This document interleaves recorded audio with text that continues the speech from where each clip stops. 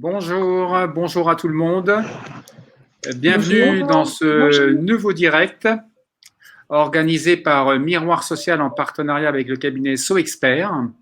Donc, sur le sujet de l'égalité professionnelle femmes-hommes sous le prisme de l'égalité salariale et avec l'angle suivant, c'est à quand cette égalité salariale avec l'articulation suivante, c'est comment on peut, dans le cadre de la négociation, articuler et conjuguer les actions collectives et les actions individuelles pour essayer de tendre peut-être plus rapidement que ce qui s'annonce vers les objectifs d'égalité et là avec le prisme salarial. Donc merci à SoExpert de porter cette rencontre et merci à l'ensemble des intervenantes qui vont donc participer à intervenir dans le cadre de ces échanges. Donc Marie Saunier, vous êtes consultante chez SoExpert, qui est donc un cabinet qui accompagne, un cabinet d'experts qui accompagne les CSE dans toutes leurs missions, dans toutes leurs prérogatives. Mélissa Delambre, vous êtes expert comptable et vous travaillez également pour SoExpert. Amélie Clare, vous êtes avocate en droit social. Du cabinet Covence, et vous avez fondé le cabinet Covence. Claudine Devéran, vous êtes déléguée syndicale CFDT de Media One, de l'US Media One Rights and Thematics, c'est une entité du groupe Media One audiovisuel. Et Claire Silva, vous êtes DRH du groupe AG2R La Mondiale. Donc merci à vous toutes d'accepter de partager un peu vos retours dans le cadre de nos échanges de cette matinée. Merci à vous dans la salle de participer à cette rencontre. N'hésitez pas à rebondir, à poser vos questions soit dans le chat, soit dans la rubrique dédiée questions. Je vous invite à faire un petit tour dans la partie sondage, l'onglet sondage, où on vous pose 4 questions. Donc n'hésitez pas à y répondre, ça nous permettra un peu de nourrir un peu les interventions de nos intervenantes et aussi de rebondir entre nous, hein. Ça permettra un peu de voir un peu à quoi ça ressemble du côté de chez vous et c'est un peu le sens aussi de vos retours, n'hésitez pas dans le chat. Donc pour commencer, on va articuler un peu la rencontre sur trois temps. Un premier temps, c'est le constat. Le deuxième, ça sera de voir comment on se donne les moyens de faire parler les chiffres quand on parle d'égalité salariale femmes-hommes, et ensuite les moyens d'action. Donc, on va commencer par le constat, et Marie Saunier, je vous laisse un peu présenter à quoi ça ressemble, et je me permets une toute petite aparté, c'est que pour ce direct, je note que la participation masculine est beaucoup plus faible que les directs qu'on organise normalement.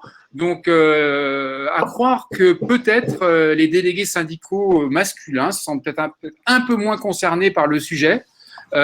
Toujours est-il, c'est intéressant à noter par rapport, on en est à notre 25e live, et là, c'est quelque chose qui transpire clairement.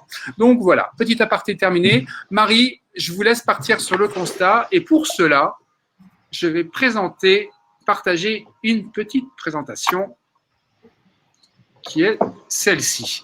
Marie. Ok, donc bonjour à toutes et à tous. Merci Rodolphe pour ce lancement. Donc voici quelques repères. Pour faire simple, on a l'inscription dans la loi du principe à travail égal, salaire égal, qui aura 50 ans l'année prochaine. Hein. Et on peut dire que malgré 49 ans de revendications, de négociations, de lois visant à établir l'égalité professionnelle, toutes les analyses de données confirment la persistance d'écarts importants, ceux que vous voyez à l'écran, et la lenteur de leur réduction. Donc, les éléments que vous voyez à l'écran sont des éléments publiés par l'INSEE. On a un écart de revenus salarial moyen entre les femmes et les hommes qui est de moins 28,5%. Donc, 40% de cet écart résulte des inégalités de temps de travail, donc avec pour la majorité des femmes un temps partiel subi. Et pour un même volume de travail, l'écart est donc de 16,8%. Donc, il se réduit depuis 15 ans de 0,3 points par an. Hein. Donc, on peut calculer assez simplement qu'il faudra encore plus de 50 ans pour annuler cet écart, toutes choses égales par ailleurs. Donc, pour un même volume de travail, 16,8% d'écart. Si on élimine l'effet de la surreprésentation des femmes dans des métiers moins rémunérés, en gros, ceux qui ont été qualifiés de première de corvée pendant le confinement, on a un écart à travail de valeur égale qui est de moins 9%. Donc, cet écart de travail, cet écart de 9%, il est publié sur le site du ministère du Travail avec l'indication écart injustifié, ce que l'on peut traduire très simplement par sans autre explication que le fait d'être une femme. Donc, j'ajouterais que si on se limite à la population des cadres, comme le fait l'APEC, on a une étude qui a été publiée en février 2020 où on a des constats très proches, avec une rémunération médiane des femmes cadres, tout poste confondu à temps de travail égal, qui est inférieure de 16% à celle des hommes. Et sur les postes à même caractéristiques, l'écart est de moins 8%. Donc voilà, pour démarrer, simplement, nous sommes donc encore loin de l'égalité réelle. Et je pose la question, nous nous la posons, est-ce qu'il est, il est donc bien pertinent de se demander combien de temps les femmes vont tolérer cette situation et quels sont les leviers collectifs et individuels qui peuvent être activés et renforcés pour y parvenir. On ne vous entend pas, Rodolphe? Non, toujours pas. Non.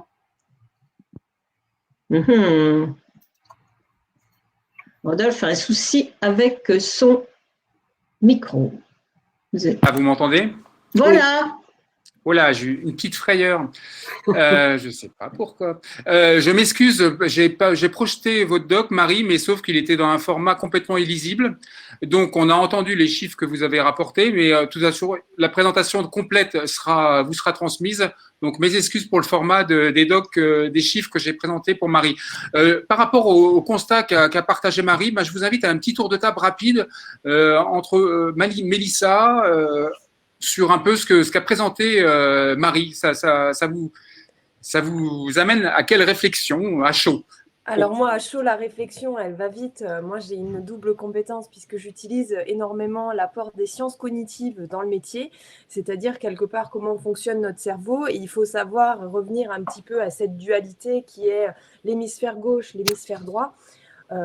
Pour dire qu'on a beaucoup le poids dans l'hémisphère gauche du langage, du jugement, ce que vont penser les gens. Et en tant que femme, je pense qu'on a beaucoup souffert du poids de l'éducation, quelle qu'elle soit, hein, on peut parler religieusement ou par rapport au patriarcat, mais le côté, on a peu intérêt à aller réclamer, à aller demander, à solliciter, puisqu'on doit être forte, on doit faire les choses bien. De toute façon, si on est compétente, on méritera et on nous apportera une augmentation. Et quelque part, on trouve le sens de ce qu'on fait ailleurs, davantage dans notre hémisphère droit et dans d'autres sphères d'épanouissement. Donc, on a un petit peu moins ce souci-là que peut-être un homme qui va mettre principalement sa valeur sur le côté quelle est ma rémunération.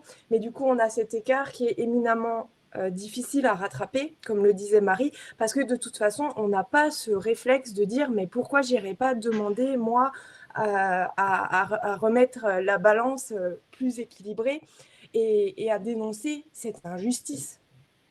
Mélissa, merci. Et vous aurez l'occasion de prolonger cette approche tout à l'heure. Amélie? Oui, effectivement, comme le disait Marie, ça fait près de 50 ans que ce sujet fait l'objet de réflexion et même de plusieurs interventions législatives. Il y a énormément de réglementations en la matière, près de 13 interventions législatives sur ces 49-50 ans. Et malgré ça, on arrive encore à un constat d'écart de salaire, de pourcentages qui ne sont toujours pas réduits. On n'a pas d'égalité effective. Et on a encore beaucoup de marge de progression à faire sur certains points, sur certains sujets. Et à mon sens, la négociation collective est un outil formidable pour pouvoir prévoir des mesures efficaces en la matière.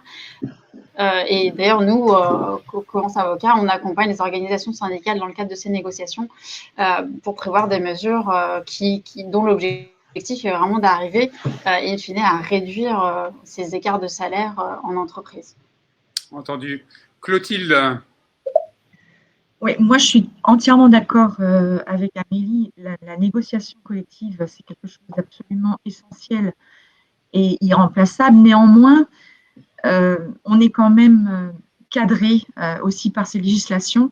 Moi, il me semble que tant qu'il n'y aura pas de contraintes associées, éventuellement de sanctions qui soient vraiment dissuasives, de façon à ce qu'il y ait vraiment des choses qui soient mises en place de façon effective, je ne suis pas certaine qu'on y arrivera.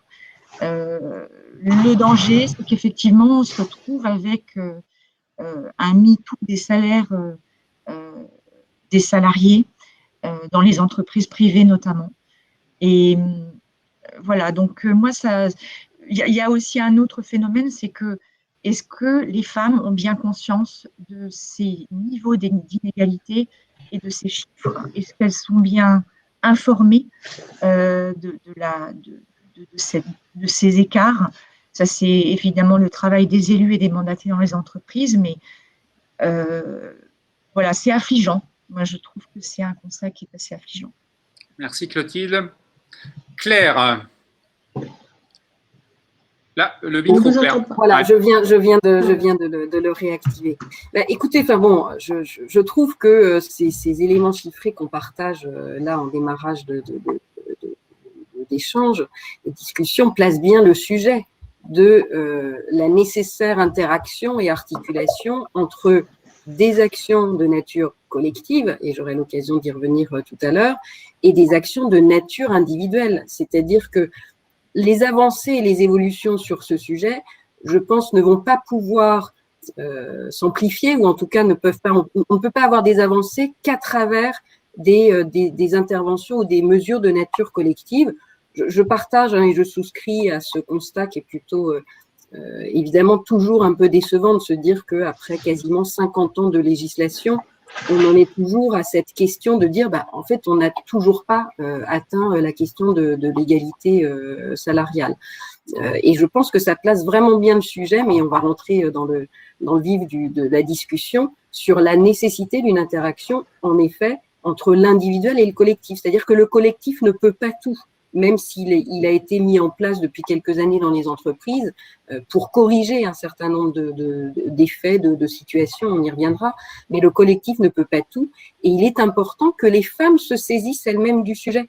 C'est-à-dire qu'à un moment donné, les femmes ne peuvent pas attendre aussi que ça vienne des autres. Elles doivent prendre en main véritablement leur situation et assumer d'aller exprimer soit des demandes d'explication sur des situations d'écart, soit effectivement exprimer une demande de réévaluation de leur situation si effectivement, objectivement, elles le nécessitent. Merci Claire. Vous m'entendez? Alors moi, parce que moi j'ai une tondeuse qui s'est mise en route, c'est sympa.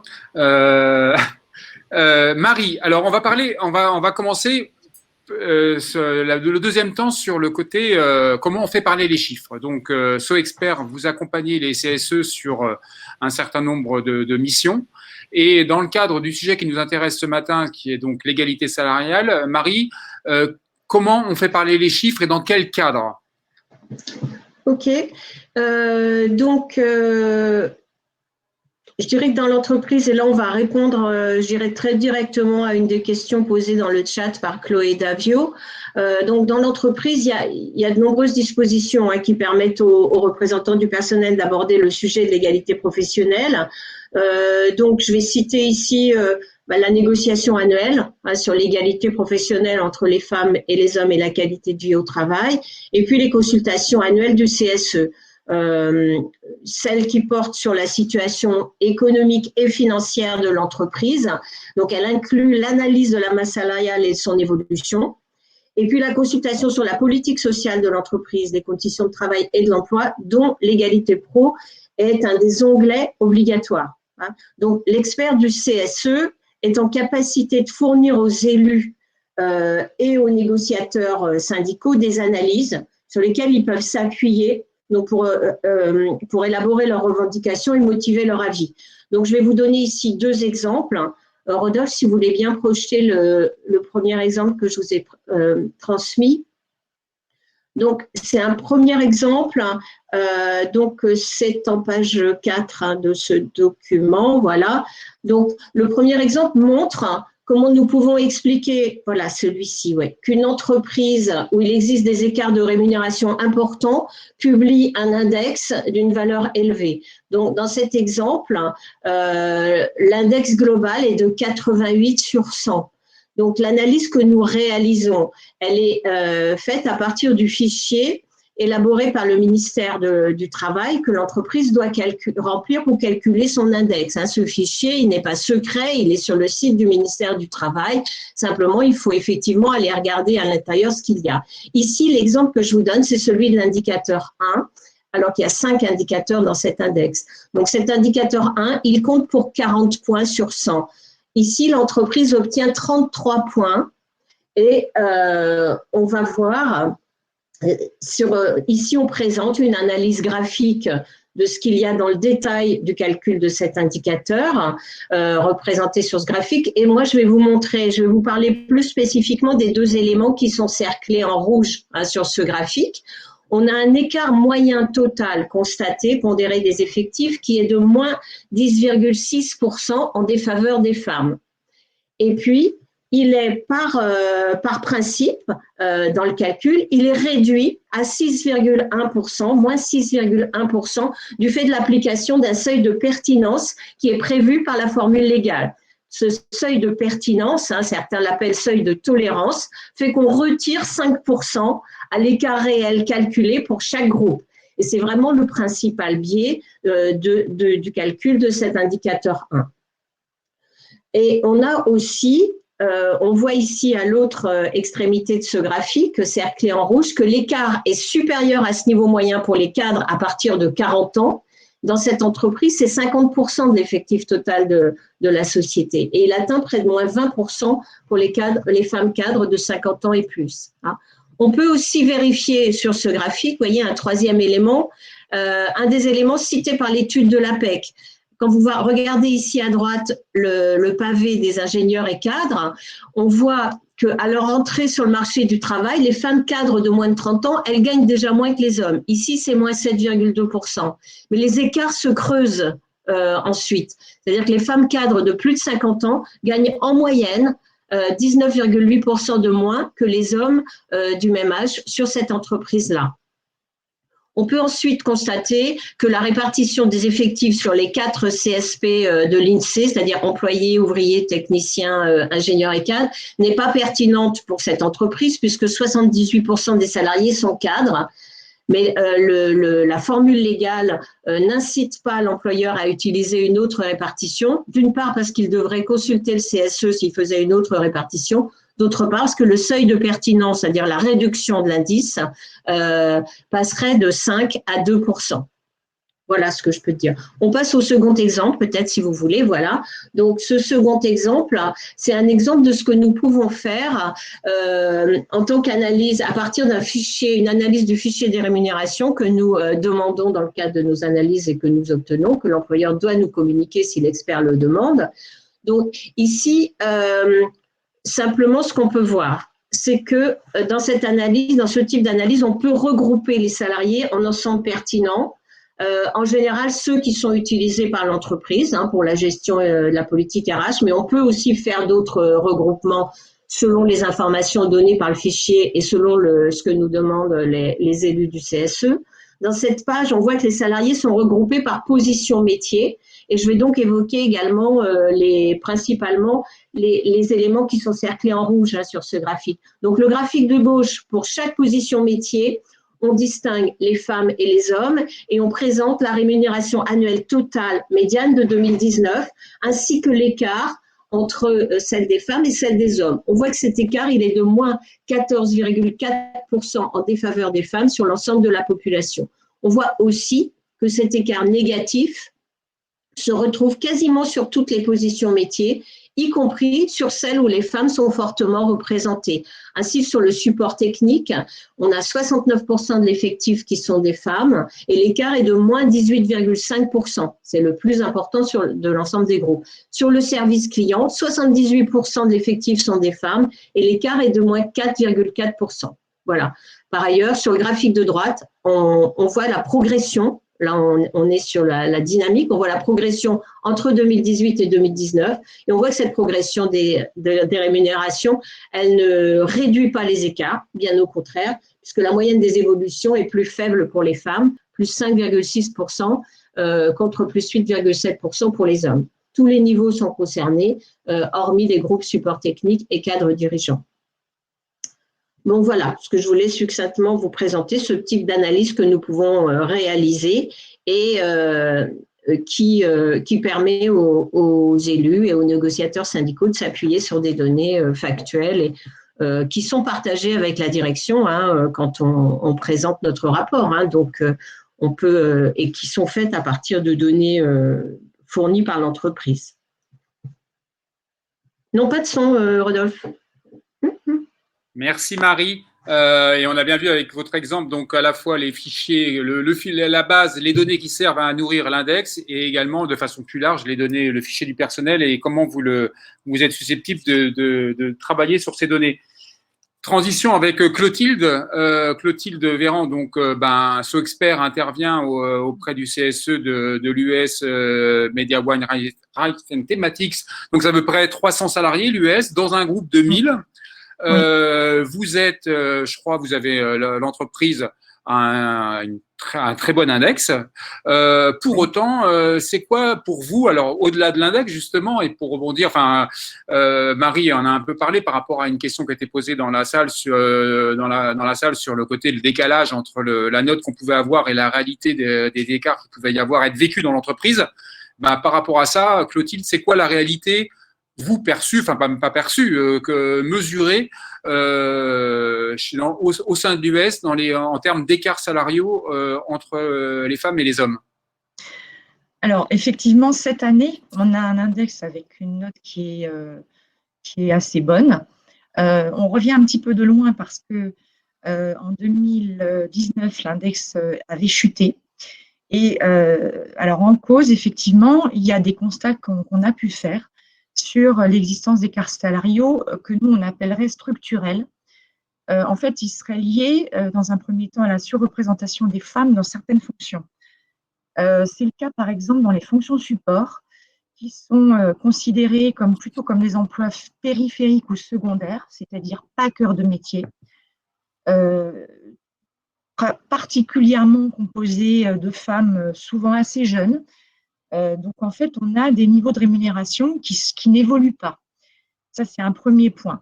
On a également, dans les fonctions les moins rémunérées, également d'autres services comme le centre d'appel téléphonique, qui, en fait, on l'avait vu dans les rapports de SoExpert, c'était le service qui avait les rémunérations brutes qui avait connu les plus faibles taux d'augmentation entre 2015 et 2017. Et quand on avait posé la question à notre direction de savoir pourquoi, on nous avait répondu que toutefois, dans ce service, les salaires étaient au-dessus du marché. Alors effectivement, les salaires sont juste au-dessus du niveau du SMIC.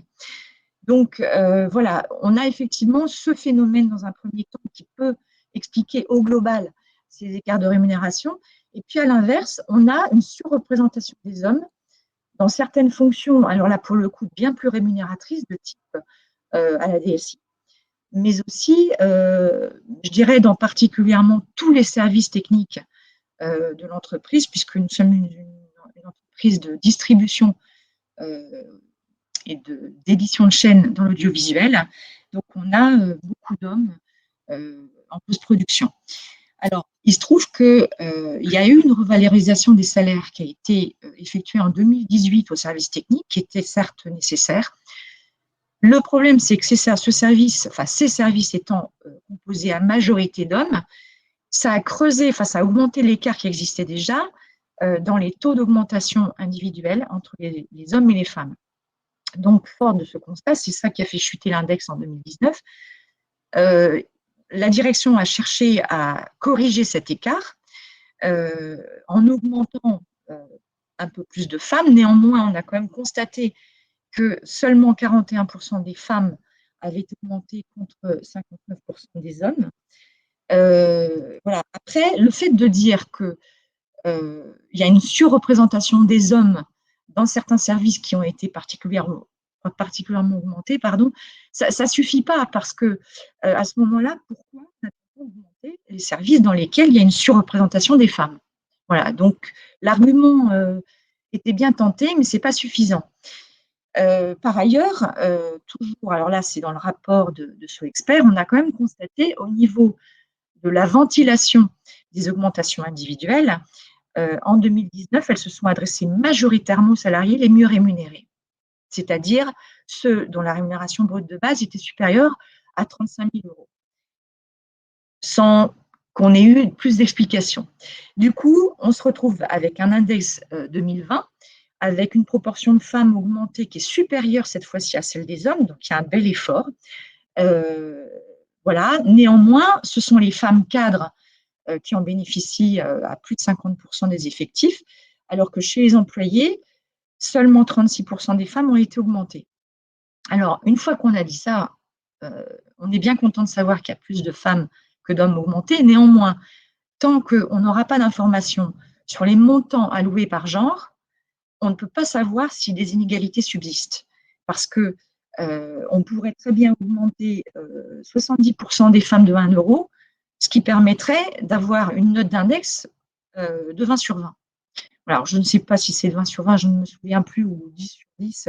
Bon, quoi qu'il en soit, ce n'est pas du tout quelque chose de révélateur. Le fait de dire qu'on a un taux de femmes augmenté qui est satisfaisant ne permet pas de savoir si les niveaux d'augmentation sont satisfaisants. Alors, on a quand même, néanmoins, dans l'entreprise, des choses qui sont… il n'y a pas que des choses qui ne sont pas bien. On a notamment particulièrement une politique assez volontariste d'accès des femmes à des postes à responsabilité, c'est-à-dire des postes de cadre, puisque 46% des femmes chez nous sont des cadres. Elles sont d'ailleurs plus nombreuses dans la tranche plutôt 30-39 ans. Néanmoins, on constate qu'il y a toujours des écarts de rémunération en leur défaveur,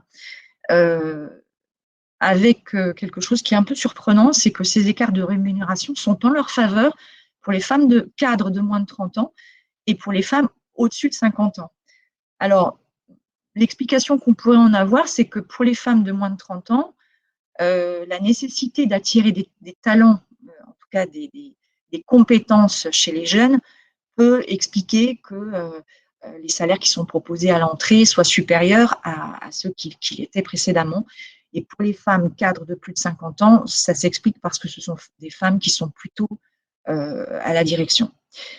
Voilà. Alors, une fois qu'on a dit ça, effectivement, on a un certain nombre de femmes cadres dans notre entreprise.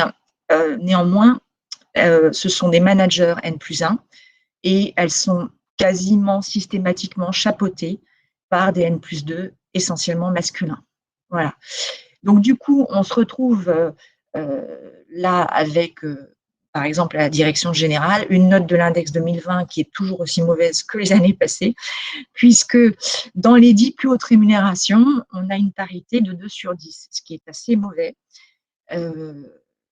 Voilà, la direction s'attachant en fin de présentation de cet index, à nous dire que pour corriger l'index, l'idée, c'est justement de promouvoir le plus de femmes dans les plus hautes rémunérations. Bon, c'est satisfaisant. En même temps, il ne faut pas oublier la cohorte de petits salaires qui nécessite vraiment d'être valorisée. Clotilde. Oui, pardon. Ouais. Non. Voilà.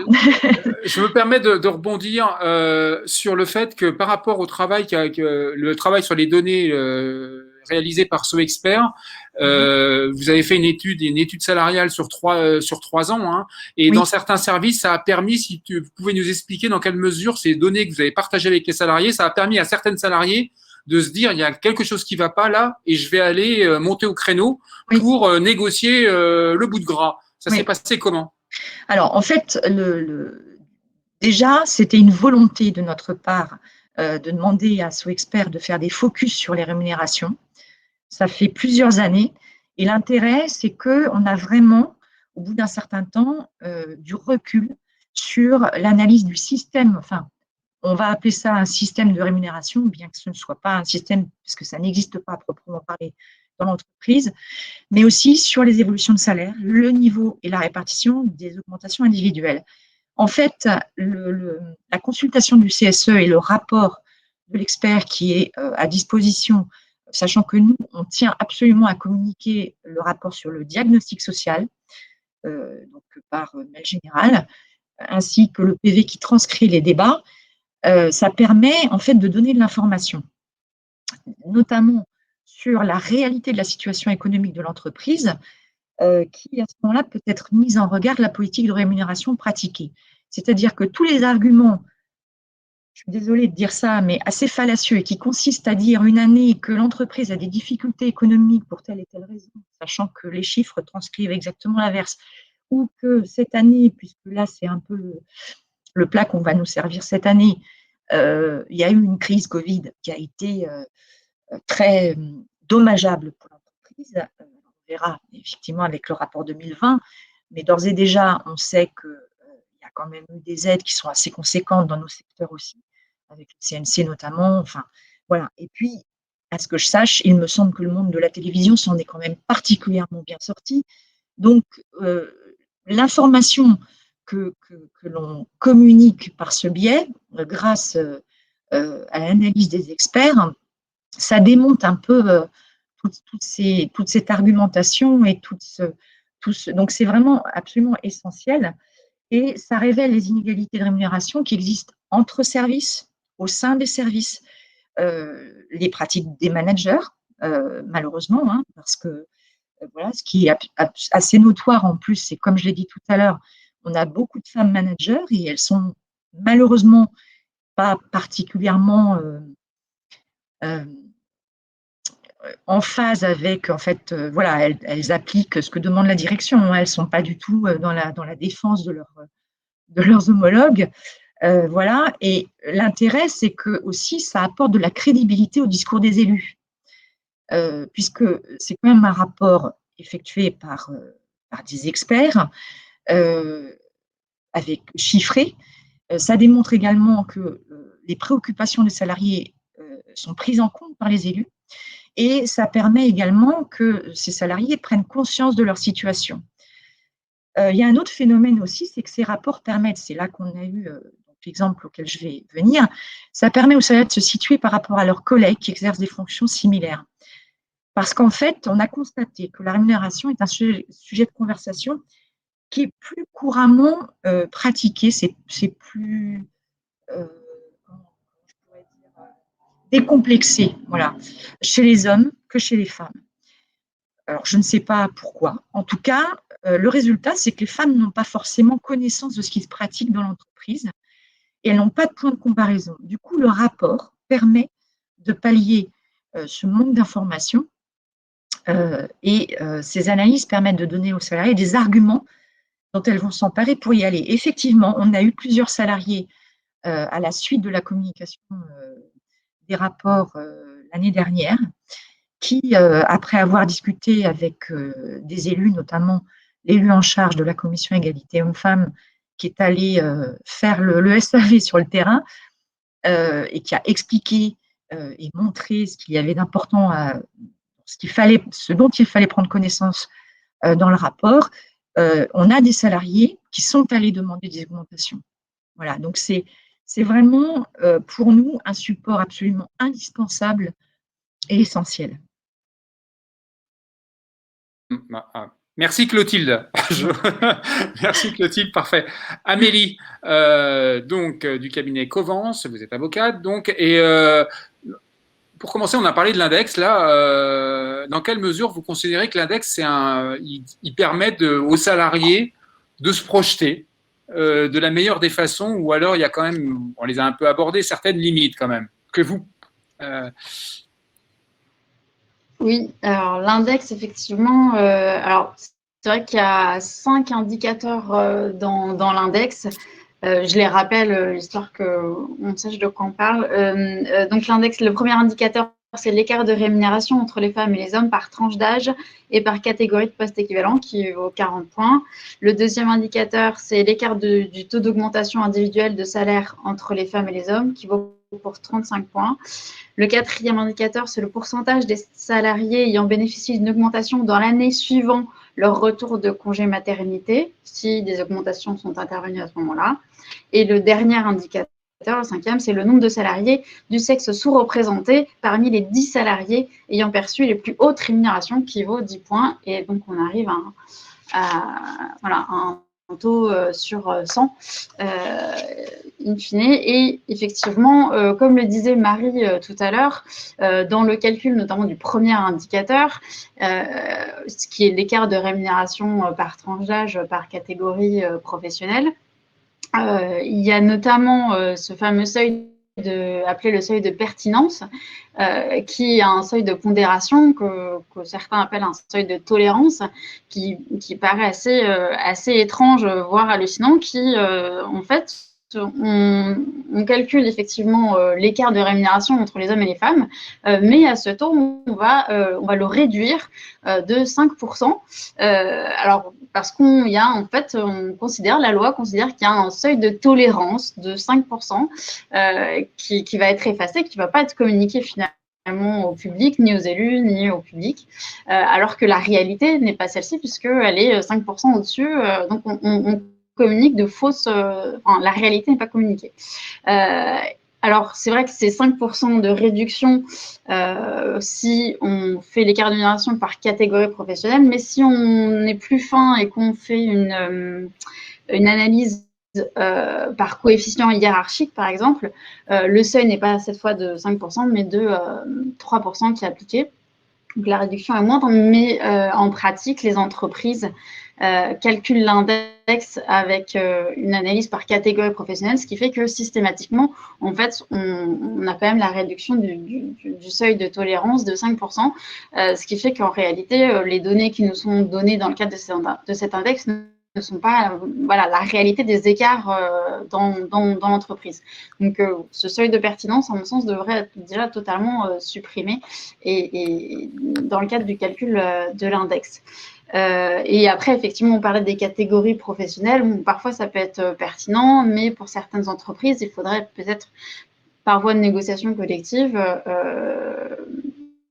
apprécier de manière plus fine, ou en tout cas faire des groupes, des catégories qui sont peut-être plus adaptées pour avoir une vision plus réaliste de la situation et de la comparaison entre les femmes et les hommes, qui ne serait pas forcément le cas si on fonctionne par catégorie professionnelle. Donc, les catégories professionnelles, c'est effectivement cadre, agent de maîtrise, employé, ouvrier, mais qui n'est pas forcément très adapté au vu de chaque activité, de chaque entreprise.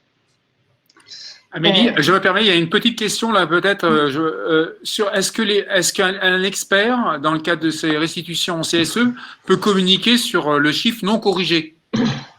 Je peux répondre là-dessus puisqu'on le pratique. Hein. Ouais. C'est-à-dire que la donnée, elle existe dans le fichier. Ce que je vous ai montré tout à l'heure sur le graphique, ce sont les chiffres donnés par votre direction, par la direction, mais des chiffres bruts, quoi. Hein. Donc, je veux dire des données que nous n'avons pas modifiées nous, et nous communiquons sur cette donnée. Mais c'est en fait, c'est le législateur, hein, c'est l'interprétation, en tout cas, c'est le calcul de l'index qui prévoit ce seuil de tolérance. Hein. Là, on est sur une des limites importantes de cet index. Hein. De même que sur Chloé évoquait tout à l'heure dans le chat le retour les augmentations en retour de congé maternité. Enfin, c'est effectivement, pour moi, je considère que cet indicateur n'a rien à faire dans cet index puisque c'est une obligation légale. C'est juste, ça montre qu'effectivement, c'est une obligation légale qu'on a depuis 2006 hein, et qui a été, dont le respect a été, ou le non-respect a été très mal sanctionné. Donc, le trouver dans un index comme si c'était on évalue l'entreprise, on peut moyennement respecter la loi et du coup, on a une note moyenne. Enfin, c'est un peu, voilà. Merci Marie, excuse-moi Amélie, excusez-moi. Oui, pas de souci. Effectivement, l'index, il a l'avantage, le mérite d'exister, mais pour autant, c'est vrai qu'il impose une obligation de résultat. Donc c'est intéressant parce qu'effectivement, on impose aux entreprises d'avoir un résultat inférieur à 75 sur 100. Donc, comme je vous ai indiqué tout à l'heure, il y a des points qui sont attribués à chaque indicateur. Et si l'entreprise a au-dessus de 75 sur 100, on considère qu'elle a atteint en tout cas ce premier objectif. Et en tout cas, si elle est en dessous de 75 sur 100, donc on considère qu'elle a une mauvaise note et elle serait sanctionnée. En fait, elle a 3 ans à ce moment-là pour se mettre en conformité. Et au-delà des 3 ans, si elle n'est toujours pas mise en conformité, si elle n'a pas dépassé cette note de 75 sur 100, elle serait sanctionnée par l'administration, une sanction qui pourra aller jusqu'à 1% de la masse salariale, donc qui peut faire assez mal pour une entreprise. Donc effectivement, cette obligation de résultat est intéressante, mais pour autant, l'index n'est pas idéal. Et c'est vrai que heureusement qu'il y a d'autres indicateurs, notamment dans le cadre de la base de données économiques et sociales, qui est accessible aux élus CSE, et effectivement que ce soit pour les moins de 300, plus de 300 salariés, où c'est un peu plus précisé, mais effectivement là on a des indicateurs qui sont, je pense, plus pertinents à analyser, et notamment pour des rapports d'expertise. Le bilan social est quelque chose d'intéressant pour analyser les écarts et les évolutions sur 3 ans. Donc voilà, ça c'est vraiment intéressant, sachant qu'en plus, il est possible de négocier par voie d'accord collectif des indicateurs autres que ceux prévus par la loi. Donc on peut négocier la structure, le contenu de la base de données économiques et sociales pour toujours être dans un système d'amélioration et avoir un diagnostic toujours plus détaillé et plus réaliste de la situation de l'entreprise à un instant T. Alors justement, Amélie, sur le faire évoluer les indicateurs à l'heure du congé parental qui va s'allonger pour les hommes, on mesure les effets du congé parental que peut avoir le congé parental sur les femmes, sur l'évolution salariale des femmes. Dans quelle mesure, dans les indicateurs, on va peut-être se donner les moyens peut-être de suivre les effets que ça va avoir potentiellement sur les hommes qui vont le prendre de façon allongée? Oui, effectivement, on le constate partout. La prise de congé maternité, de congé parental a clairement un impact sur la rémunération, et c'est souvent ce qui explique d'ailleurs des écarts de rémunération. En tout cas, c'est sûr qu'il y a un impact. D'ailleurs, si je me permets de citer une salariée de la Caisse d'épargne Île-de-France, qui est une des 8 femmes qui soutient l'action de groupe de la CGT, qui a signé la Caisse d'épargne Île-de-France le 7 octobre 2020, qui dit, je cite, « J'avais tout pour être directrice d'agence et même plus au vu de mes résultats », explique cette directrice adjointe d'une agence à Bagnolet et salariée de la banque depuis 18 ans. « Mon directeur de secteur est arrivé 5 ans après moi avec le même cursus, mais moins d'ancienneté dans la finance, et lui a été nommé. La seule différence entre nous, c'est que je me suis arrêtée de travailler durant mon congé maternité et que maintenant je gagne environ 1 000 € bruts mensuels en moins. » Voilà, ce qui montre que effectivement ce temps de congé lié à la parentalité a des incidences sur la rémunération et les écarts de rémunération entre les femmes et les hommes. Et là, c'est vrai que il y a certains accords collectifs d'ailleurs qui insistent pour inciter à partager le congé parental. Parce qu'aujourd'hui, en France notamment, le congé parental, même s'il peut être pris par les femmes et les hommes, est pris à 96% par les femmes. Certains accords collectifs le rappellent que c'est quelque chose qui peut être partagé, même si en réalité 96% de ce congé est pris par les femmes.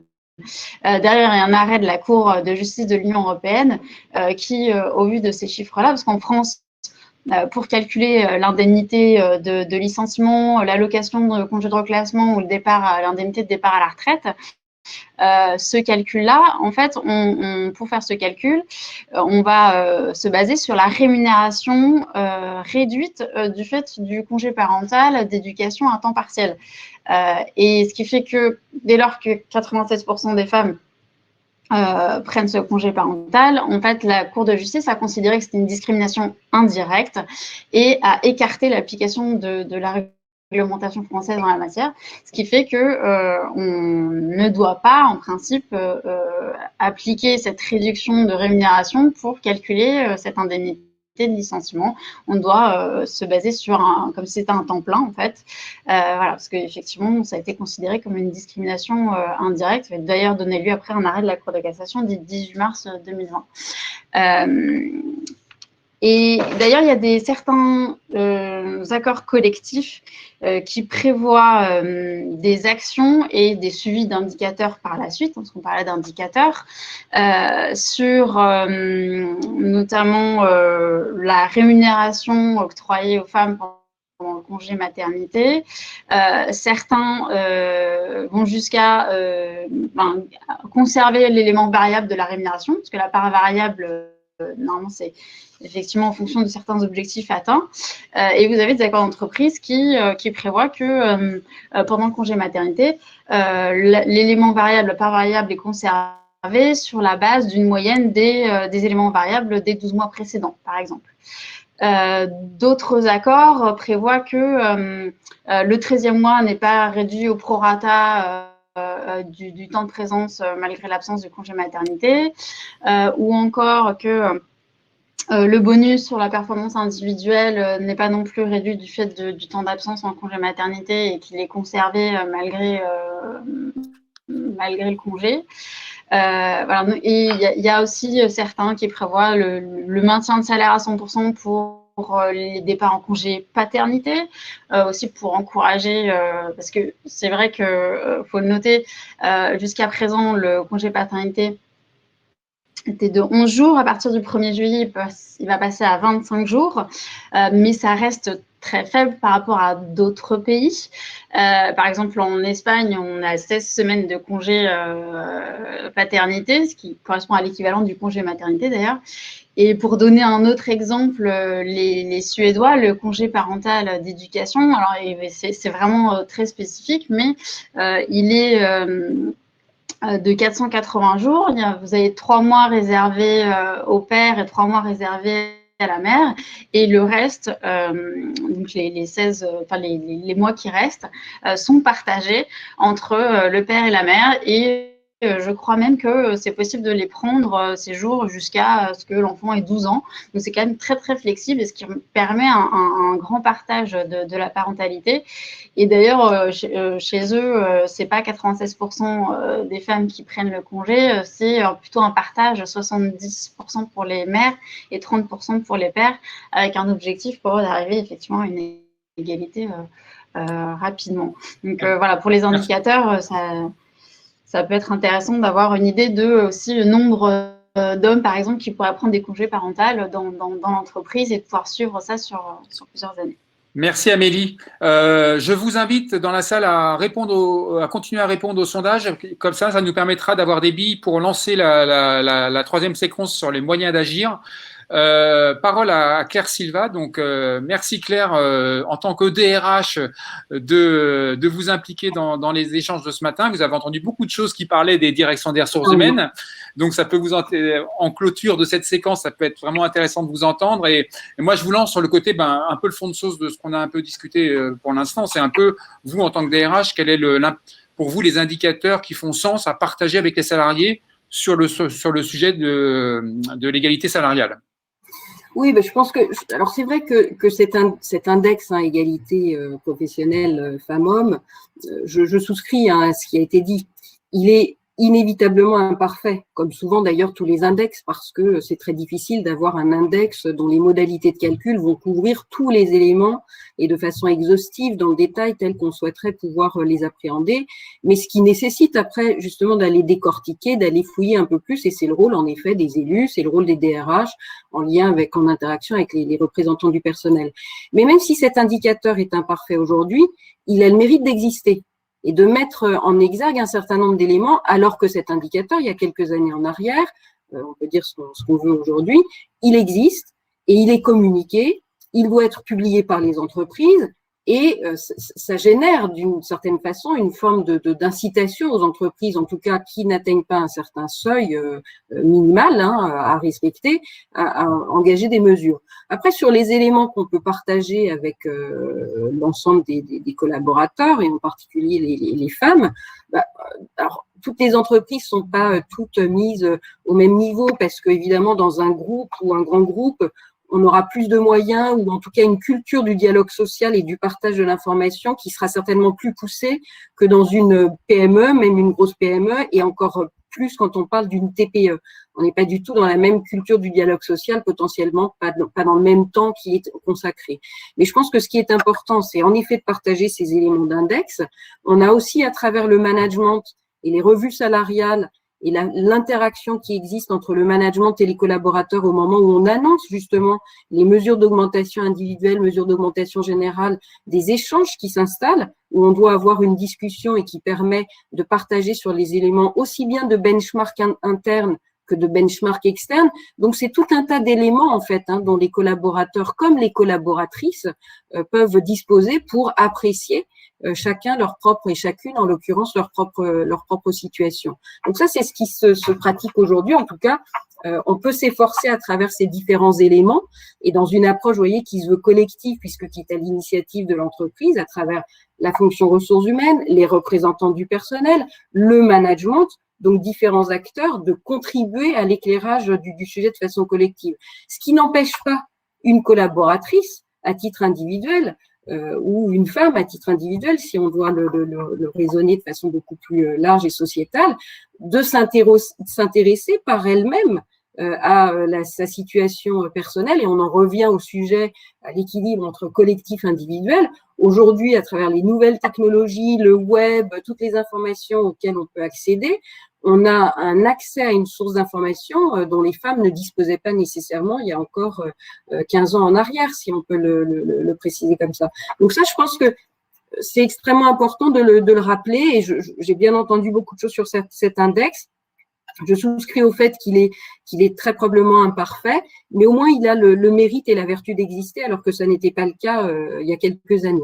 Et puis par ailleurs, je pense qu'il faut se rappeler d'une chose, et je partage avec vous, et je suis d'accord sur ce constat d'inégalité salariale persistant après quasiment 50 ans de législation, mais il ne faut pas oublier qu'on a le poids de notre culture, et Amélie le mettait en exergue par rapport à d'autres pays qui pratiquent d'une façon très très différente, et ça c'est vraiment un sujet qui est culturel dans la façon d'appréhender les choses. Donc on subit encore le poids de notre propre culture en France, et ça me renvoie d'ailleurs à un ouvrage qui a été écrit il y a quelques années, ça fait déjà pas mal de temps, par Elisabeth Badinter, qui s'intitule Le conflit, et qui met en exergue cette difficulté auxquelles sont à nouveau depuis un certain nombre d'années confronter les femmes entre le choix à un moment donné d'être mère et d'assouvir leur envie d'avoir un enfant ou plusieurs enfants, et le souhait de pour autant mener une carrière professionnelle. On a quand même toujours, donc on a le poids de la culture, du rôle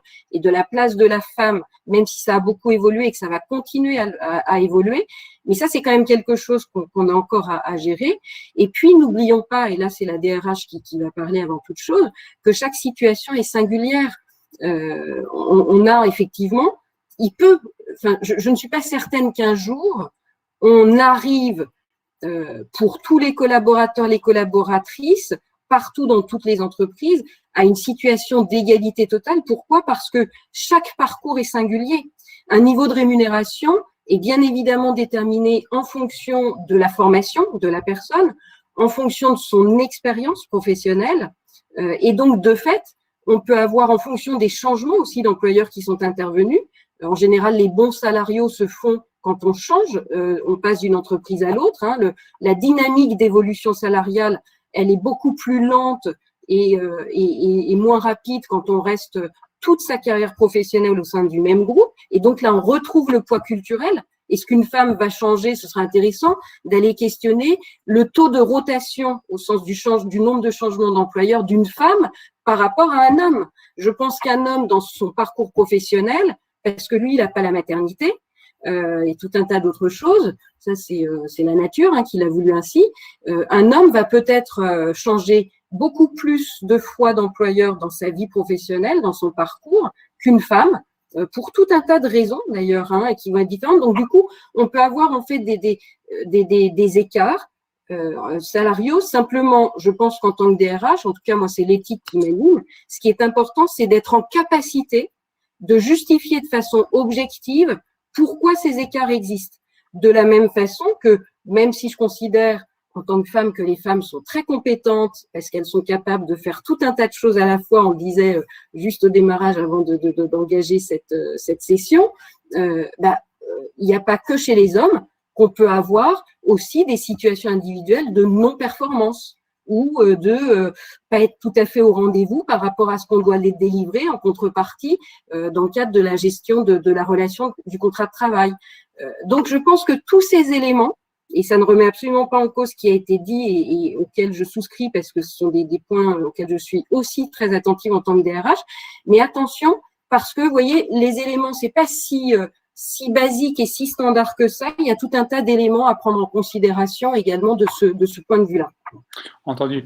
Quand on préparait l'entretien, vous m'avez dit les retards salariaux, ça se rattrape pas un retard salarial dans une entreprise. Et donc, ça m'amène à vous poser la question, c'est quoi le sens des enveloppes de rattrapage qu'on retrouve dans beaucoup d'accords? Peut-être vous avez signé, vous, récemment un accord en 2019 ou 2020, votre accord, le renouvellement.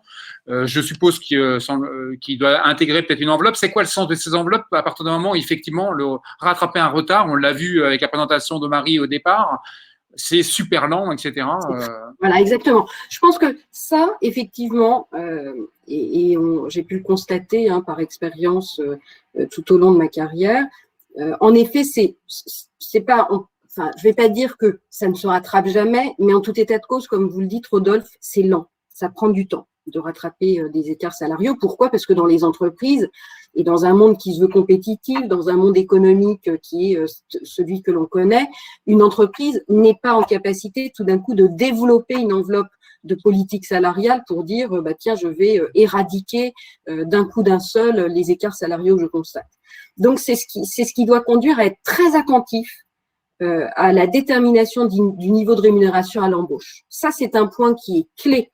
Et d'ailleurs, les femmes, comme les hommes d'ailleurs, parce que moi je considère la question de l'égalité d'un point de vue comme d'un autre, mais on parle des femmes en particulier aujourd'hui, doivent donc être très attentives à la négociation, et on en revient sur la question individuelle et ensuite je vais répondre à votre question, à la détermination de leur niveau de rémunération à l'embauche. Parce que si dès l'embauche, il y a tout un écart qui est produit, ce sera compliqué de le rattraper. Pour autant, ces mesures collectives, elles sont importantes et il faut les maintenir. Et d'ailleurs, je pense que elles ne disparaîtront jamais. Après, c'est une conviction de DRH que j'ai. Pourquoi elles ne disparaîtront jamais? Parce que, inévitablement, compte tenu de la différence de situation que va vivre une femme par rapport à un homme, ces situations peuvent produire justement des situations d'écart. Je précise mon propos. On l'a dit tout à l'heure, c'était intéressant. Je ne sais plus laquelle d'entre nous a dit.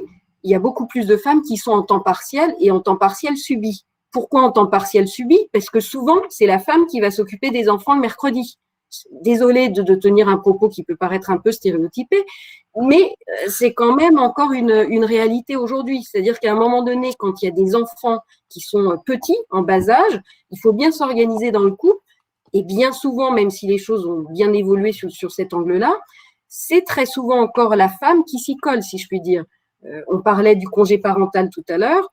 Il y a un congé paternité qui est allongé.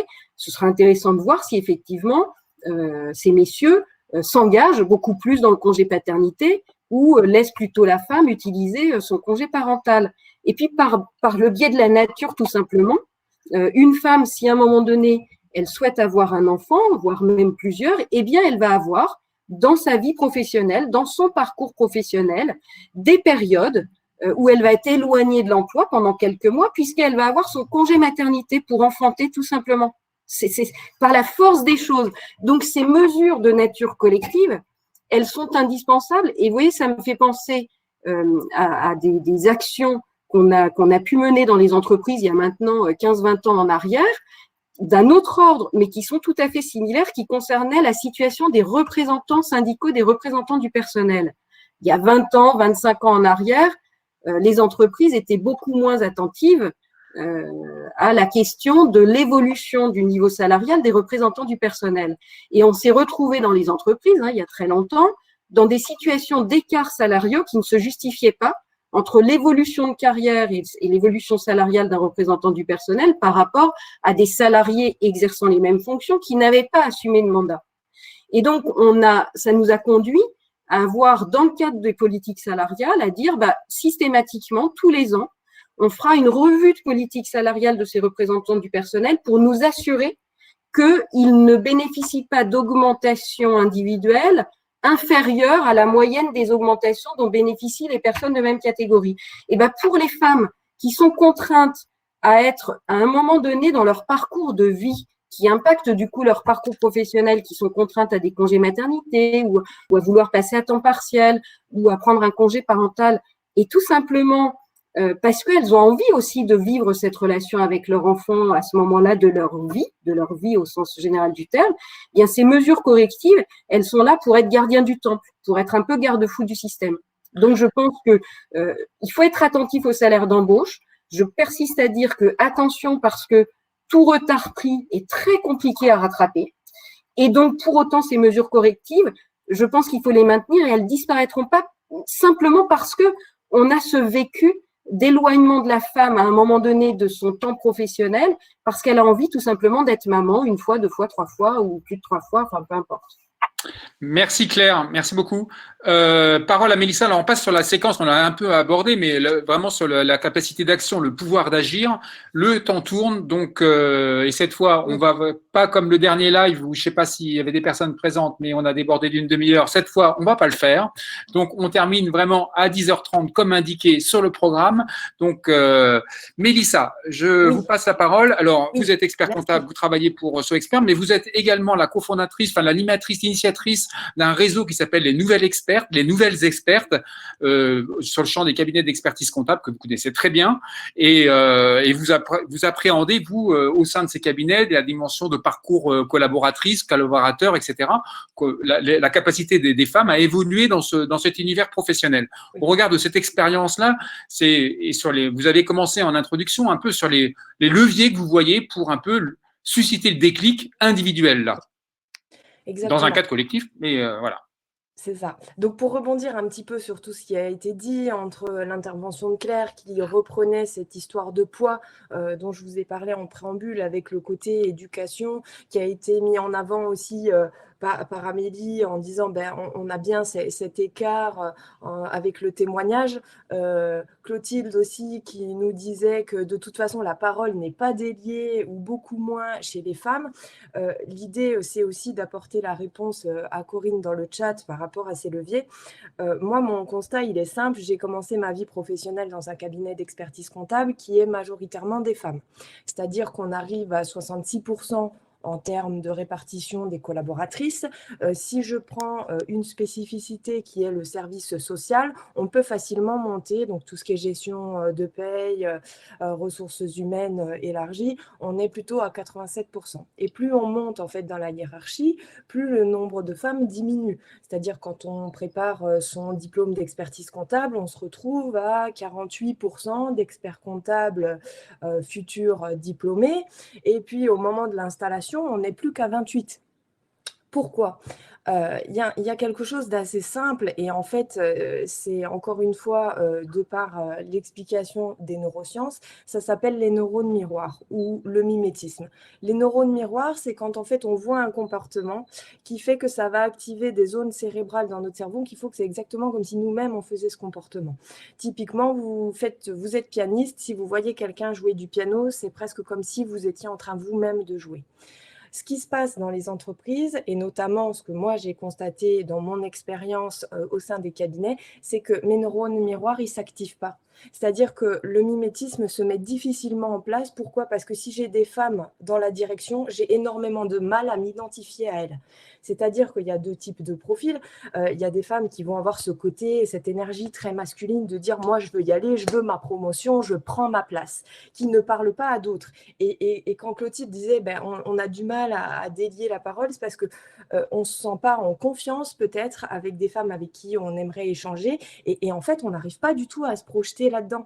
Donc moi, comme levier individuel, et c'est ce que je propose et c'est ce qu'on a mis en place, notamment au niveau des nouvelles expertes qui sont que des jeunes femmes diplômées qui décident de s'installer, donc de quitter les structures où elles étaient pour faire les choses à leur image et en fait créer un nouveau modèle. C'est-à-dire que quand on parle de mimétisme, on a deux possibilités. C'est soit on raisonne en termes de modèle, soit on raisonne en termes de rival. Et aujourd'hui, on a souvent on dit « oh là là, quand il n'y a que des femmes dans un cabinet, c'est l'horreur, ça se tire les cheveux, ça se crêpe le chignon ». Encore une fois, merci pour l'expression hyper hétérogenrée, hyper... presque macho, j'ai envie de dire. Mais l'idée, c'est ça, c'est qu'en fait, il ne faut pas du tout se voir comme des rivales. Et en fait, on dit aux femmes, mais tu n'as qu'à la prendre, ta place. Mais en fait, c'est compliqué pour une femme de se dire, parce qu'elle ne se sent pas légitime et ce n'est pas la place qu'elle veut. C'est-à-dire qu'à un moment, moi, je défends le fait qu'elle ait la place que vous souhaitez occuper. C'est aujourd'hui, je ne vais pas la prendre de force, je ne vais pas attendre qu'on me la donne, parce que là, il y avait encore des témoignages, Laurence dans le chat qui dit qu'elle a été promue que quelques années plus tard, qu'on lui a dit d'abandonner ses fonctions. Donc clairement, on n'allait pas lui donner sa place. C'est juste de l'occuper. Et aujourd'hui, les nouvelles expertes, elles occupent leur place avec leur spécificité, avec leur qualité, sans aller défendre, à dire « moi, c'est comme un homme, je peux faire plein de choses, je sais être très bonne en gestion cabinet, en gestion des ressources humaines, je sais faire de la prospection commerciale ». Non, c'est juste, je viens avec mes qualités et je fais le point sur qu'est-ce que j'ai envie de vivre aujourd'hui en entreprise et comment, en fait, quelque part, l'entreprise peut m'aider. Donc, Claire parlait des enveloppes collectives, des actions collectives, et pour moi, les deux vont s'imbriquer. C'est-à-dire qu'on parle d'enveloppes, on sait pertinemment que c'est rattrapable. Si on utilisait ces enveloppes en disant on consacre des journées spécifiques pour les femmes, au sein desquelles on va avoir des ateliers qui soient multiples sur comment je négocie, comment j'occupe et j'affirme ma place avec mes convictions, mes envies, c'est-à-dire que je peux très bien avoir l'ambition d'évoluer tout en ayant l'ambition de garder ma casquette de mère de famille, d'avoir le temps d'aller à la kermesse de mes enfants si on est au mois de mai et que la période fiscale n'est pas terminée, mais juste de dire, voilà, aujourd'hui, c'est ça que j'ai envie d'incarner et quelque part, rien ne m'empêche de l'incarner. Merci Mélissa. Et donc ça ressemble. Donc vous organisez donc des journées dédiées aux femmes, spécifiquement dédiées aux femmes dans les cabinets. Bon, moi, j'ai la chance de travailler principalement avec des cabinets exclusivement féminins, c'est-à-dire que j'ai des cabinets qui sont déjà sensibilisés, où clairement, on me dit, nous, on travaille entre femmes parce que c'est comme ça. Et en fait, chacune trouve sa place. C'est-à-dire qu'on a effectivement des femmes avec une énergie très yang, hein, j'appelle ça, donc ce côté un peu masculin. On a des femmes qui sont davantage dans la douceur et puis qui ont ce côté très bienveillant qui permet la montée en compétences. Mais ça ne nous empêche pas de faire des ateliers de ce qu'on appelle l'empowerment. L'empowerment, c'est la façon quelque part, alors il y en a qui appellent ça la capacitation, moi j'aime bien le côté, je reprends le contrôle de ce que je veux, de ma vie, de ce dont j'ai envie et je me fais confiance en fait, c'est surtout ça, je fais confiance en mes capacités, je parle moins fort qu'un homme, j'ai peut-être moins cette aura quand tout le monde arrive sur scène, mais juste, voilà, aujourd'hui, de mettre plus de modèles à ces postes à responsabilité pour que davantage de femmes puissent s'identifier et que ça puisse être dans la douceur, que ça puisse être compatible. Enfin, moi, je me souviens, étant étudiante, j'ai eu la chance d'avoir deux femmes, donc ma prof d'audit et ma prof de compta, d'expertise comptable, qui étaient des femmes avec des enfants et qui se sont associées dans des cabinets. Et en fait, à ce moment-là, et c'est là où c'est grave, je me suis dit, c'est possible.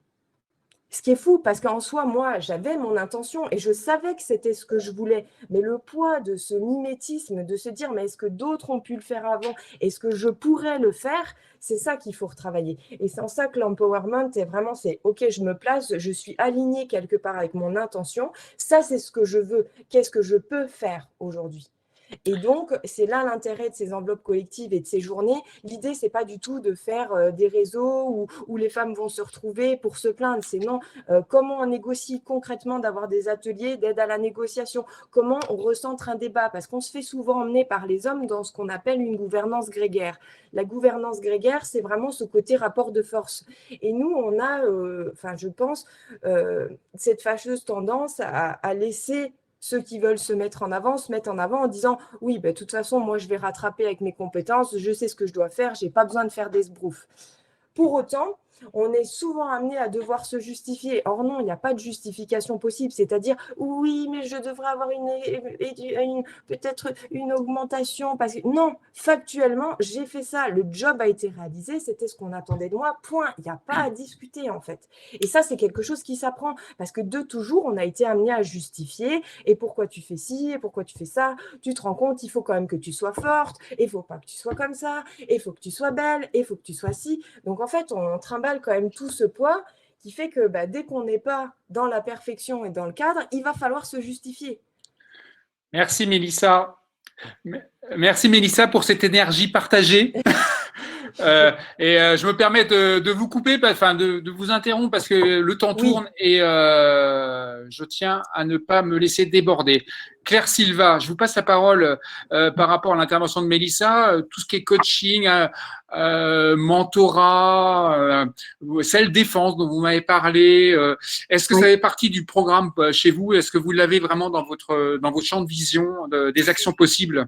Oui, tout à fait. Alors nous, coaching, effectivement, tous les ans, on identifie un certain nombre de femmes auxquelles on propose des actions de coaching individuel, et sans que ça ait lieu d'ailleurs d'être particulièrement spécifié dans le cadre d'un accord collectif, parce qu'en fait, c'est toute une gamme d'actions que l'on déploie pour accompagner les femmes. Le mentorat, moi, j'y crois beaucoup parce que je l'ai pratiqué. J'ai été mentor de femmes et on voit bien à quel point c'est extrêmement important pour les jeunes femmes dans leur parcours professionnel d'avoir cette possibilité d'avoir un espace en confidentialité. C'est quelque chose qu'on sera amené à déployer au sein du groupe AG2R La Mondiale. Et c'est vrai que je vous avais parlé un peu en rigolant du sujet de self-défense et qui rejoint ce que dit Mélissa sur la question de l'assurance et de la confiance, qui est peut-être un peu plus le propre des hommes, peut-être un peu moins des femmes. Et donc, effectivement, avec mon équipe ressources humaines, quand on travaillait sur l'élaboration du contenu de notre nouvelle négociation sur un accord égalité professionnelle femmes-hommes, et d'ailleurs, j'avais eu l'occasion récemment de le partager en CSE avec les représentants du personnel, je leur disais que j'avais même soumis l'idée à mes équipes de dire mais pourquoi est-ce qu'on ne proposerait pas aux femmes de s'inscrire à de financer des actions de formation au self-défense, parce que travailler sur le self-défense au sens de l'art de ce combat, si je puis dire, serait de nature potentiellement à travailler leur assurance et leur confiance en elles, qui est un sujet en fait sur lequel les femmes, on voit bien dans leur position d'assertivité, ont besoin de travailler. Donc ça, effectivement, sont des actions de nature individuelle que l'on travaille, les coachings, le mentorat, l'accompagnement des unes et des autres dans leur parcours professionnel. Alors, et pourquoi c'est pas possible de l'intégrer dans la négo, ça? Alors, en fait, les cours de self-défense ou le coaching, mentorat ou même self-défense. Non, parce que vous savez, ça s'inscrit, en fait, on est très transparent sur notre politique ressources humaines, c'est-à-dire que on n'a pas besoin d'intégrer dans un accord collectif toutes les actions qu'on va mener au titre d'une politique ressources humaines, heureusement, parce que sinon ce serait extrêmement compliqué.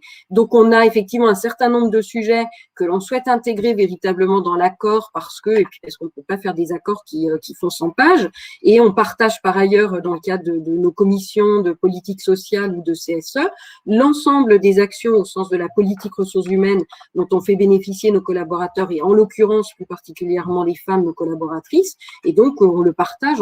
C'est pas parce que c'est pas dans l'accord que c'est pas un sujet qui est transparent et qui est inconnu de nos collaborateurs. Donc, vous voyez, ce sont des actions complémentaires qui s'articulent les unes avec les autres. Entendu. Claire, Claire, Clotilde, vous vouliez intervenir, mais le temps tourne. Je voulais juste rebondir là-dessus. Moi, le danger du fait de ne pas introduire ce genre de disposition dans un accord fait que, le danger pour moi, en tout cas c'est ce qu'on vérifie chez nous, c'est que finalement, si on n'inscrit pas les moyens dont on va se doter, ça risque de rester des vœux pieux et il va y avoir un cadre et finalement rien ne va être mis en place. Alors je parle évidemment du point de vue de mon expérience dans mon entreprise, évidemment, hein, c'est pas, je fais pas un procès d'intention, mais voilà, c'était juste ce que je voulais dire. Oui, Claire, alors là-dessus. Oui, je comprends, mais je vais sans redire ce que j'ai déjà dit. Je pense que toutes les entreprises, malheureusement, ne sont pas placées au même niveau d'égalité de ce point de vue. Dans une TPE ou dans une PME, en effet, il y a peut-être un besoin de formalisation écrite un peu plus fort pour faire en sorte que les actions définies ou décidées soient suivies des faits, alors que dans un groupe beaucoup plus conséquent, on a cette culture du dialogue et qui va faire que des choses qui ne sont pas nécessairement écrites et qui sont partagées avec les partenaires sociaux vont pour autant être véritablement mises en œuvre. Peut-être qu'effectivement, tout dépend de la culture, c'est vraiment très singulier, là, c'est très spécifique. Merci Claire. Clotilde, alors rapidement Clotilde, parce que sinon on va se faire…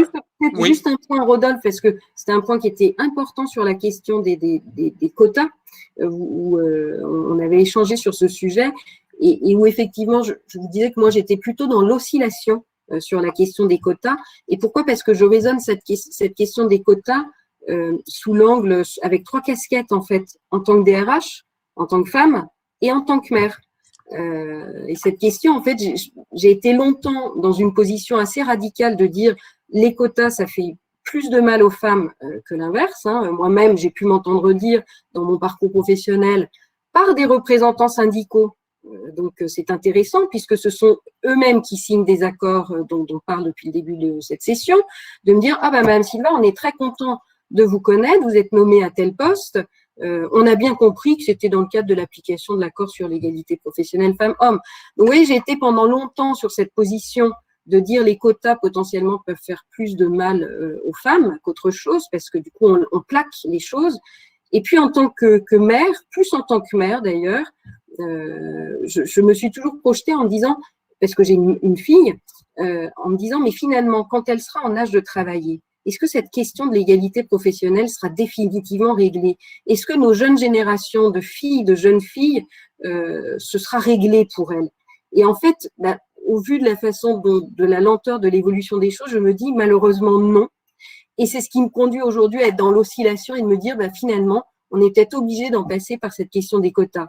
Mais ce qui est intéressant de voir, c'est que dans les toutes dernières évolutions législatives et même les débats qui sont en cours aujourd'hui sur une nouvelle législation, il y a un petit voile pudique qui commence à se porter, puisqu'on commence de plus en plus, non pas à parler de quotas pour les femmes, mais à parler de quotas pour représenter de la meilleure façon les personnes du sexe sous-représenté. Or, en fait, on sait que dans les faits, le sujet est un sujet qui concerne le positionnement des femmes et la représentation des femmes. Merci Claire. Clotilde, alors si on pouvait vous entendre sur les freins que vous voyez, vous, au sein de l'US Media One, les freins à la capacité des femmes à argumenter sur le salaire. Alors rapidement, vous en voyez 3, si vous pouvez nous les balayer. Alors, en fait, on a, dans un premier temps, la mise en œuvre des grilles de classification. Voilà, et puis les entretiens individuels et l'absence totale de politique d'augmentation dans l'entreprise. Pour faire très rapide, au niveau des grilles de classification, en fait, historiquement, on n'avait pas de grille de classification, on n'avait pas d'indication sur les bulletins de paye, donc l'entreprise était hors la loi. Les organisations syndicales se sont emparées de cette question et ça nous a échappé. C'est-à-dire que malheureusement, il s'est trouvé que c'est un prestataire qui a effectué le travail d'analyse sans qu'il y ait de cartographie de métier et des compétences qui soient réalisées. Les critères de positionnement des emplois existants dans la société ont été effectués de façon totalement subjective. Je donne un exemple. Par exemple, les critères d'autonomie et de responsabilité ont été a priori associés à des fonctions de manager. Moralité, on a un certain nombre de femmes cadres, dont je fais partie d'ailleurs, qui ont été classifiées dans des niveaux de CCN qui sont prévus pour les employés. donc avec la rémunération afférente, évidemment. Voilà, en dehors de ça, tout ce qui a été les salariés, alors là, pour le coup, c'est l'ensemble des salariés, bien sûr, hein, ont été classifiés un peu à la louche, pardon pour cette expression, voilà, par rapport aux emplois repères. Alors aussi parce que dans nos métiers, il y a des correspondances qui n'existent pas, mais voilà. Et en tout cas, le résultat, c'est qu'on a des salariés qui se sont trouvés classifiés à des niveaux inférieurs aux fonctions réellement exercées. Le postulat étant… Sans trop rentrer dans les détails, Clotilde. Bon, alors je ne rentre pas dans les détails. Ouais. Donc, en tout cas, ce qui s'est passé, c'est que principalement, c'est vrai que c'est quelque chose qui concerne tous les salariés, mais du coup, ça accentue les freins à la négociation pour les femmes. Alors, notamment pour les juniors, tout à l'heure, Claire Silva parlait du fait qu'il faut que les femmes s'emparent, et notamment à l'entrée dans l'entreprise, il faut qu'elles s'emparent de la négociation. Sauf que la réalité du terrain, c'est que une junior qui arrive en sortie d'études et qui décroche enfin un CDI, alors surtout en plus si elle sort d'un stage, ça va être dans l'entreprise, ça va être encore pire, elle va prendre le job à n'importe quel prix. Voilà. L'idée étant que, une fois dans la place, elle pourra évoluer. Sauf que malheureusement, c'est pas comme ça que ça se passe et il n'y a pas de négociation possible. Voilà. Pour les femmes plus expérimentées, bien Clotilde, sûr. je me permets de… Alors, pardon. Bon, alors, non, parce voilà. que Donc, non, mais alors, c'est ma faute, je vous lance sur une question extra large et en vous donnant 5 minutes, donc ça ne le fait pas. Pas de souci, pas de souci. Mais bon, par contre, fait, simplement, pour terminer, non, vous le disiez tout à l'heure, il n'y a pas de politique vraiment salariale au sein du groupe. Et résultat des courses, les femmes se sentent… à partir du moment où on dit non, il n'y a pas de politique, eh ben, il n'y a que ceux qui osent le plus qui vont y aller. Et donc, moins les femmes.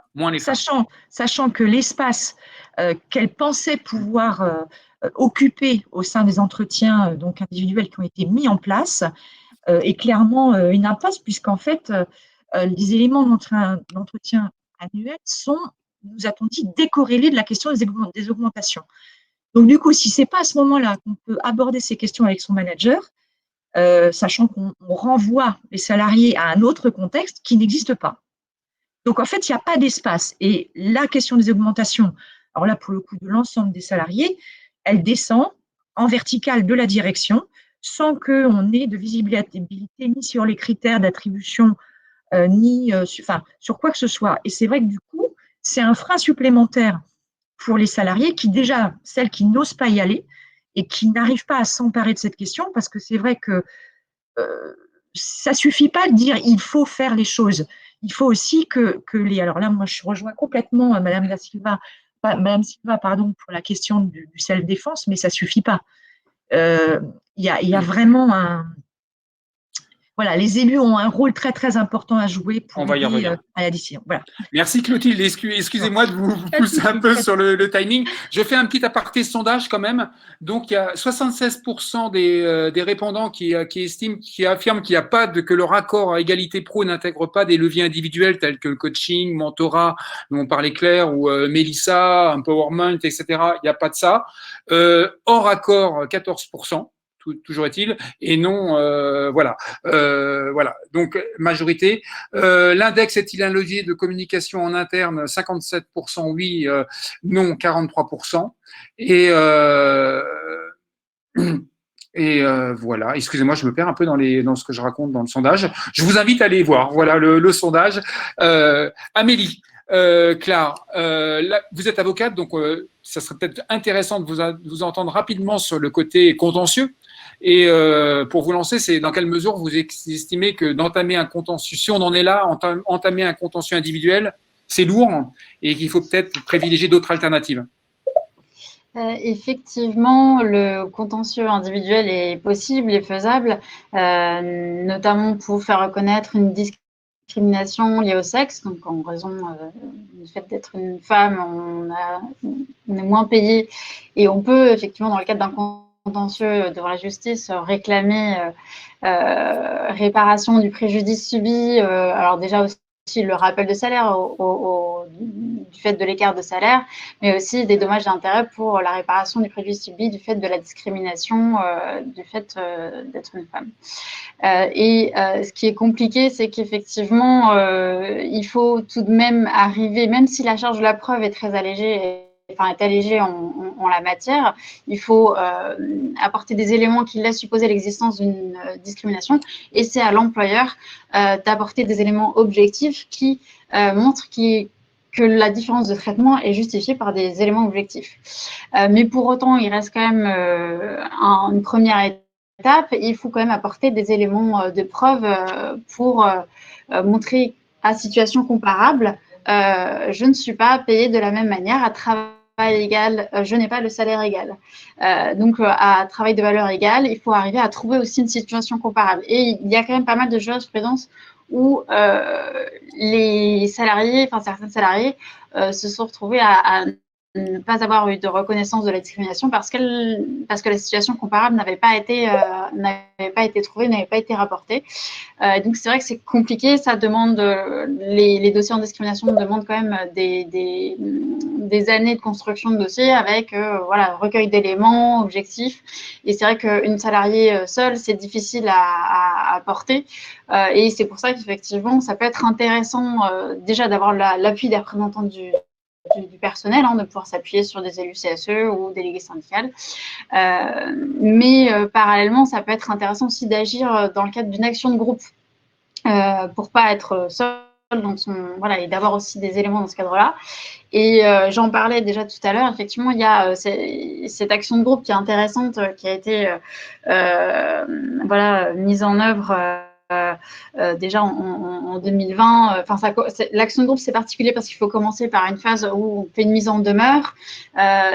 Et dans le délai d'un mois, il faut informer le CSE. Et après, il y a un délai de 6 mois où une discussion doit avoir lieu avec l'employeur pour on le met en demeure de faire cesser cette discrimination, et dans les 6 mois de discussion, il doit répondre à cette demande, et s'il ne répond pas ou s'il répond négativement à cette demande, à ce moment-là, on peut agir au titre de l'action de groupe.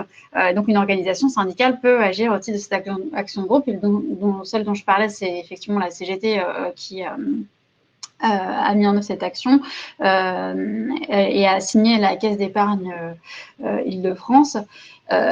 Et ce qui est intéressant, c'est que là, on n'est pas seul. Les éléments recueillis peuvent se faire avec l'aide des représentants du personnel qui, eux, ont accès à des statistiques et toute la base de données dont on a parlé tout à l'heure.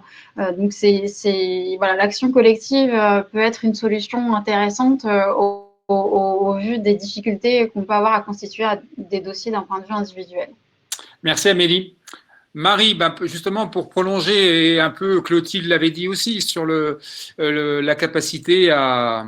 Dans quelle mesure vous voyez une porte aussi, une opportunité pour renouveler un peu le tissu syndical avec plus de représentantes et qui seraient peut-être plus en capacité d'agir, Marie? Donc oui, pour terminer un peu cet échange, donc en fait, moi, il me semble que par rapport à tout ce qu'on a dit, enfin là, on est loin d'avoir évoqué l'ensemble du sujet, mais moi, je pense que vu le niveau d'écart, tout est bon à prendre. Voilà, c'est en gros ma position. Tout est bon à prendre, les quotas, les index, les modèles, la capacité individuelle. Et je pense, c'est un peu ma conviction là ces temps-ci, quand je vois la façon dont les jeunes femmes se sont saisies, ont perçu la puissance du collectif quand elles sont montées au créneau contre les violences sexuelles et sexistes, je ne crois pas que ce sujet de l'égalité salariale échappera à cette montée en puissance des revendications et de leur prise en main de leur sujet par cette génération de jeunes femmes qui a compris qu'il n'y a que le collectif et la prise en main par elle-même des sujets qui les fait réellement avancer. Donc, je suis je pense que les organisations syndicales doivent nécessairement sont des relais quand même extrêmement importants. Elles ont une capacité et des moyens d'agir. Et je pense qu'effectivement, il serait bon qu'ils prennent conscience que ce sont ces jeunes femmes qui peuvent être le renouveau de leur force. Si les organisations syndicales ne le font pas, ma conviction personnelle, c'est que ce débat va devenir public. Il y a d'autres moyens. J'évoquais avec Rodolphe cette expression, on l'a amusée, mais balance ton salaire. Enfin, je crois qu'effectivement, ce sujet va devenir public. On ne peut pas croire que la situation va se poursuivre de cette façon-là. Voilà. Merci Marie pour ce mot de conclusion synthèse. Et ben je vous propose, il nous reste 2 minutes, un petit tour de parole, si des choses que vous n'auriez pas pu dire, etc. Profitez-en, sachant que les questions auxquelles on n'a pas répondu, on y répondra, on les regardera et on y répondra après. Enfin, il n'y en a pas énormément, mais on n'a pas tout effectivement abordé. Donc petit tour, Claire. Un petit mot de fin? Oui, très rapidement. Moi, je pense qu'il faut qu'on soit aussi, en tant que femme, et même si on n'est pas mère, mais j'allais dire en tant que mère, mais on peut ne pas avoir d'enfants, mais il faut aussi être d'une certaine façon des rôles modèles qui amènent les jeunes générations, les jeunes filles, à s'inscrire dans une position où elles vont être très, très attentives à leur situation. Moi, il m'est arrivé à différentes reprises de dire à ma fille, fais surtout toujours attention à ce que tu sois respectée, à ce qu'on respecte ton intégrité physique et psychique de femme, de fille et de femme évidemment dans le futur. Et je pense que c'est important qu'elles aient aussi des figures masculines qui les poussent en fait à être dans ce positionnement qui soit un peu plus assertif. Ça, on a une responsabilité pour faire en sorte que les choses évoluent aussi pour les jeunes générations qui arrivent. Amélie? Oui, c'est bon, mon micro est bien ouvert. Oui, effectivement, je suis d'accord. Il y a et d'ailleurs, on parlait tout à l'heure de mentorat, de tutorat, de réseau de femmes, d'expression, et c'est vrai que c'est intéressant. Je pense que c'est fondamental aussi d'avoir des lieux de discussion et d'expression, de partage d'expériences entre femmes, des accords collectifs d'ailleurs qui prévoient des choses à ce sujet.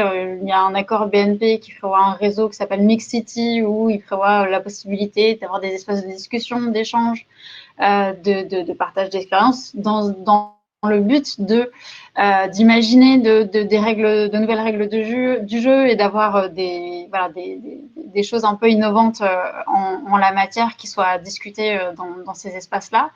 Voilà, je pense que c'est très important, et aussi le fait d'avoir effectivement des modèles. D'ailleurs, il y a certains accords d'entreprise qui prévoient, je trouve ça très intéressant, qu'ils interviennent dans le cadre de la filière d'enseignement supérieur et auprès des forums aussi pour pouvoir échanger et transmettre en fait et montrer que oui, c'est possible de le faire. Oui, et puis on nous explique quels sont les métiers qui sont accessibles aussi aux femmes. Voilà, donc c'est des choses qui sont intéressantes et qui peuvent être des leviers qui peuvent être prévus par voie de négociation collective d'ailleurs. Donc je trouve ça très intéressant. Merci Amélie. Mélissa, rapidement. Oui, bah moi j'allais juste conclure sur. Moi j'aime bien revenir toujours à l'intention, c'est-à-dire il n'y a pas de petits combats, hein, on est tous d'accord là-dessus, mais quelque part moi j'aime bien revenir, c'est quoi mon intention et qu'est-ce que je veux vraiment en fait. Et ça permet de bien se recentrer, pas de s'éparpiller et d'avancer. Parfait. Clotilde? Moi je suis assez. Concernant, je reviens sur les idées de mentorat, de coaching, etc. Je trouve que c'est une très bonne idée. Après, il faut voir à qui on s'adresse. C'est-à-dire qu'il ne faut pas oublier qu'il y a aussi des cohortes de femmes dans des salaires, des très très basses rémunérations. Le collectif a eu son importance, on l'a vu avec les femmes de chambre de je ne sais plus quel hôtel là, qui ont obtenu gain de cause dernièrement. Je ne sais pas si, quand vous parlez de coaching et de mentorat, vous visez l'ensemble de la population des catégories socio-professionnelles. Voilà, c'est une question que je me pose. Voilà, juste ça. Et après, je rejoins complètement Marie sur ce qu'elle dit, et sachant que moi, j'ai des filles qui sont jeunes et qui arrivent sur le marché du travail, qui sont diplômées. Et effectivement, il y a une prise de conscience assez forte chez les femmes entre 20 et 30 ans, qui, alors là, pour le coup, ne sont pas du tout dans un schéma de modèle masculin. En tout cas, ce n'est pas ce que je ressens. Par contre, elles sont plus sur des schémas de modèles féminins qui ont de leurs aînés. Je parle pour moi, entre autres. Mais voilà, il y a une vraie prise de conscience et je pense et j'espère que c'est par elle que ça va arriver et ça pourrait arriver très vite. Voilà. Merci. Merci Clotilde. Peut-être Claire, une petite réponse sur le mentorat coaching? Oui, je pense que Clotilde a raison. Hein. Je pense que, en effet, une fois encore, la situation n'est pas égale dans toutes les entreprises. Je suis assez d'accord. C'est une question de moyens. Il y a peut-être quelque chose d'ailleurs. J'entends ce que vous dites et à travers les réseaux ou des actions un peu transverses au niveau des branches, par secteur d'activité, il y a peut-être quelque chose à essayer de réfléchir et d'inventer pour faire en sorte que vis-à-vis des populations féminines, il y ait un accès plus égal à ce type de dispositif et d'accompagnement. Je suis assez d'accord. Je suis navrée de vous quitter parce que je dois rejoindre une autre réunion. Merci à Claire. toutes et tous. Merci Claire. Marie, le mot de conclusion? Non, je vais faire très vite. Claire Silva vient d'en parler. Il y a effectivement un autre débat à lancer sur la revalorisation des emplois à prédominance féminine. Toutes les études existent. Voilà, j'ai balayé un peu pour préparer ce débat, ce qu'on trouve sur le site du Défenseur des droits, sur le Conseil supérieur à l'égalité pro. Enfin voilà, vous pouvez lire tout ce que produit et qu'écrit Rachel Silveira sur le sujet. Il y a énormément d'éléments qui existent. Il y a des actions possibles en entreprise. Voilà, nous, on est les experts, on est un des moyens de fournir des éléments pour que les négociateurs syndicaux et les CSE avancent sur le sujet. Je dirais que allons-y et poursuivons et continuons à travailler sur le sujet parce qu'il y a beaucoup de travail. Merci Marie. Merci Marie, merci à SoExpert d'avoir porté cette rencontre très intéressante. Merci à vous toutes pour vos interventions. Merci à votre participation dans la salle. Donc vous recevrez un compte rendu d'ici une petite semaine avec tous les contacts, les présentations qui ont été projetées et également les questions on les intégrera, les questions-réponses on les intégrera dans le compte rendu. Donc merci à vous toutes et tous et bonne journée et accessoirement bon week-end. À bientôt. Merci. Au revoir. Merci. Merci. Au revoir. Merci. Au revoir. Au revoir.